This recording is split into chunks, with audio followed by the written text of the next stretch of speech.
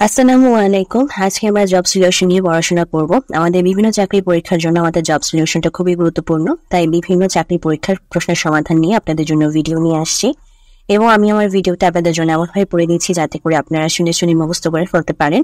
আমি আশা করব আপনারা সবাই আজকে যারা ভিডিও দেখতে এসেছেন তারা সবাই আমার চ্যানেলটিকে সাবস্ক্রাইব করে ভিডিওগুলো দেখে পড়াগুলো পড়ে নেবেন।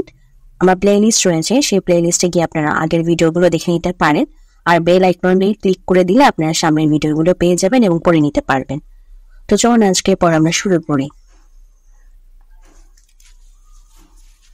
বাংলাদেশের মহান মুক্তিযুদ্ধে ঢাকা শহর কোন সেক্টরের অধীনে ছিল? 2 নং সেক্টর। বাংলাদেশের মহান মুক্তিযুদ্ধে ঢাকা শহর কোন সেক্টরের অধীনে ছিল? 2 নং সেক্টর।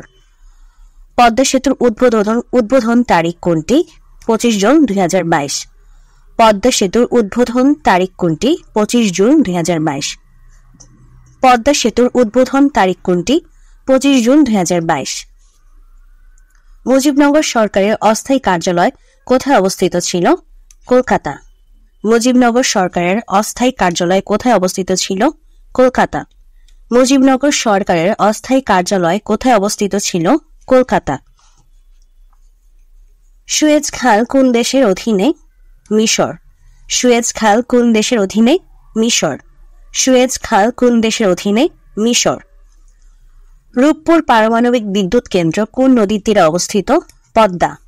রূপপুর পারমাণবিক বিদ্যুৎ কেন্দ্র কোন নদীর তীরে অবস্থিত? পদ্মা।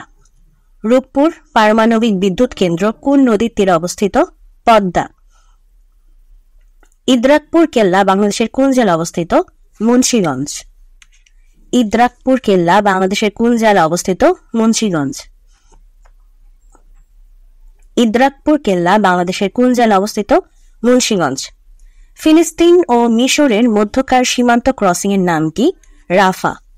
ফিলিস্তিন ও মিশরের মধ্যকার সীমান্ত ক্রসিং এর নাম কি? রাফা। ফিলিস্তিন ও মিশরের মধ্যকার সীমান্ত ক্রসিং এর নাম কি? রাফা।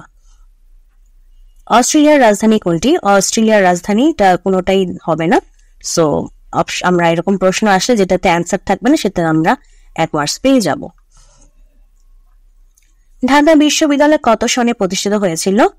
1921। ঢাকা বিশ্ববিদ্যালয় কত সনে প্রতিষ্ঠিত হয়েছিল? 1921। ঐতিহাসিক 6 দফা কত সালে পেশ করা হয়? ঐতিহাসিক 6 দফা দাবি কত সালে পেশ করা হয়? 1966। ঐতিহাসিক 6 দফা দাবি কত সালে পেশ করা হয়? 1966। ঐতিহাসিক 6 দফা দাবি কত সালে পেশ করা হয়? 1966। বঙ্গবন্ধু শেখ মুজিবুর রহমানের জন্মসাল কোনটি? 1920। বঙ্গবন্ধু শেখ মুজিবুর রহমানের জন্মসাল কোনটি? 1920। বঙ্গবন্ধু শেখ মুজিবুর রহমানের জন্মসাল 1920। সর্বশেষ কোন দেশের নভোযান চাঁদে অবতরণ করেছে? ভারত। মানে প্রশ্নটি যখন হয়েছিল তার আগ পর্যন্ত ভারত করেছিল। সো আমাদের যদি যখন যেই পরীক্ষা দিব না কেন সেই পরীক্ষার আগে সাম্প্রতিক বিষয়গুলো আমাদের জেনে রাখতে হবে। এটা এই চাকরির পরীক্ষার জন্য সাম্প্রতিক ছিল, আপনি আপনার চাকরির যে কোনো চাকরির পরীক্ষার জন্য তার সাম্প্রতিকগুলো জেনে যাবেন। সো এখন পর্যন্ত আমাদের সর্বশেষ যদি নভোযানের হিসাব আমরা করি জানতে চাই তাহলে ভারতের নভোযানটি সর্বশেষ চাঁদে অবতরণ করেছে। সত্য মিথ্যা কোন সমাসের উদাহরণ? দ্বন্দ্ব সমাস। সত্য মিথ্যা কোন সমাসের উদাহরণ? দ্বন্দ্ব সমাস। সত্য মিথ্যা কোন সমাসের উদাহরণ? দ্বন্দ্ব সমাস। গবেষণা এর সঠিক সন্ধিবিচ্ছেদ? গো যোগ এসো না। গবেষণা এর সঠিক সন্ধিবিচ্ছেদ? গো যোগ এসো না। গবেষণা এর সঠিক সন্ধিবিচ্ছেদ? গো যোগ এসো না। যা চাওয়া হয়েছে যাচিত। যা চাওয়া হয়েছে যাচিত। যা চাওয়া হয়েছে যাচিত। ছেলেরা বল খেলে, এটি কোন কারকে অন্তর্ভুক্ত? করণ কারক। মানে কি দিয়ে খেলে, এই যে বল দিয়ে একটা মানে উপায় আছে, একটা উপায় বোঝাচ্ছে, একটা মাধ্যম বোঝাচ্ছে। সো এরকম উপায় মাধ্যম বোঝালে সেটা হয়ে যায় করণ কারক। সো ছেলেরা বল খেলে এটি কোন কারকে অন্তর্ভুক্ত? করণ কারক।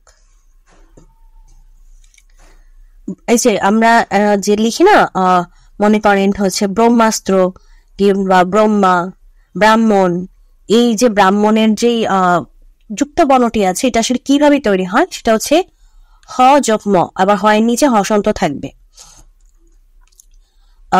আমাদের ব্রহ্মাস্ত্র, তারপর হচ্ছে গিয়ে ব্রাহ্মণ, এই যে এখানে যে আমাদের মানে এই শব্দটা লিখতে আমাদের যে যুক্ত বর্ণটি ব্যবহার করতে হয়, সে যুক্তাক্ষরটি কোন কোন বর্ণ নিয়ে গঠিত হয়, তা হচ্ছে হ যোগ ম।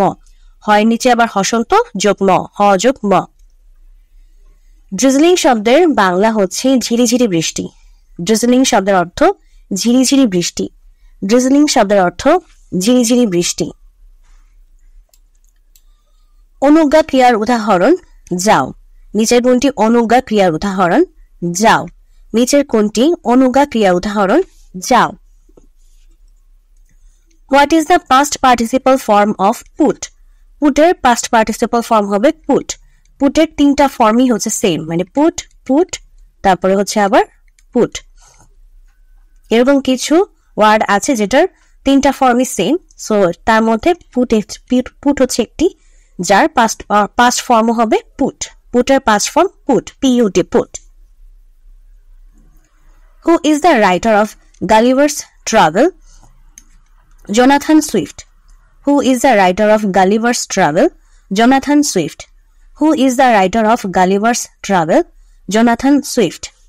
What is the passive form of I know him? He is known to me. I know him. He is known to me.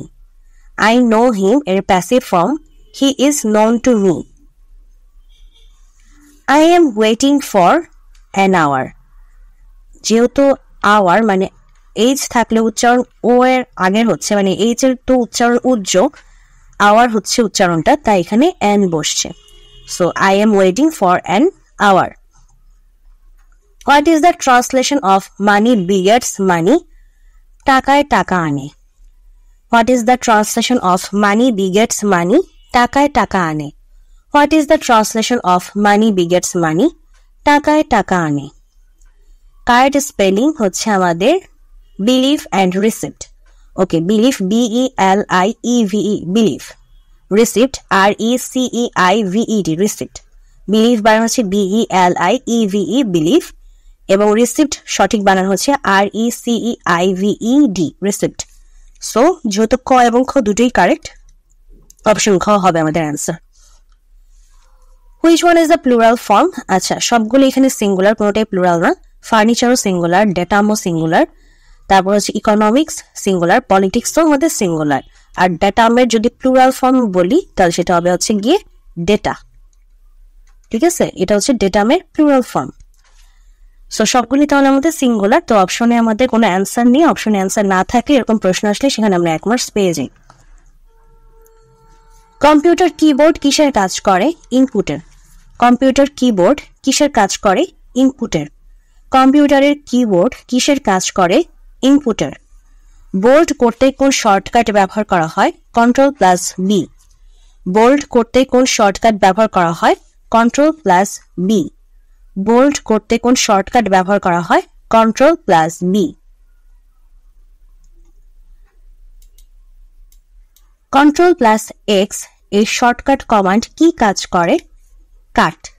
Ctrl+X এই শর্টকাট কমান্ড কি কাজ করে? কাট। Ctrl+X এই শর্টকাট কমান্ড কি কাজ করে? কাট।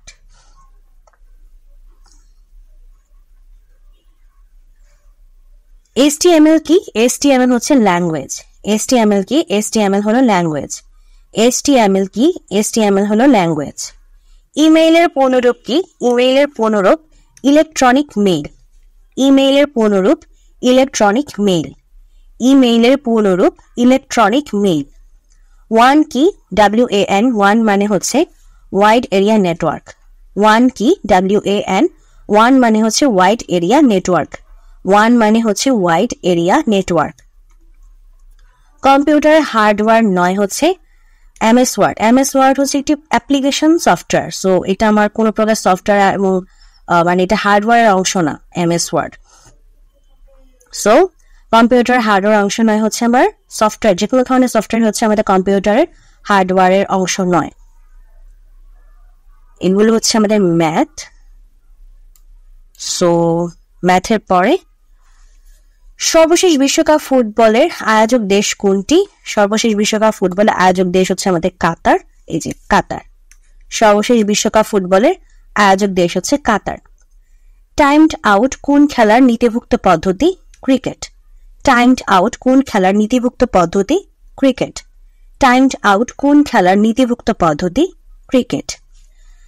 আজকের প্রশ্নটি এখানেই শেষ হয়ে যাচ্ছে, তাই ভিডিওটি আজকে এখানেই শেষ করছি। যদি ভিডিওটি ভালো লাগে অবশ্যই ভিডিওতে লাইক দিবেন, চ্যানেলটিকে সাবস্ক্রাইব করবেন। ফেসবুক পেজ আছে, ফেসবুক পেজও লাইক দিয়ে দিবেন, তাহলে ফেসবুক থেকেও ভিডিওগুলো দেখতে পারবেন। আমি আশা করবো আপনারা সবাই চ্যানেলটিকে সাবস্ক্রাইব করে আজকের ভিডিও এবং প্রিভিয়াস যত ভিডিও আছে সেগুলোও দেখবেন এবং বেল আইকনে ক্লিক করে দিবেন, যাতে করে সামনে যেসব ভিডিও আসবে যাতে আপনারা পেয়ে যান এবং পড়ে ফেলতে পারেন। তো আজকে ভিডিও এখানেই শেষ করছি।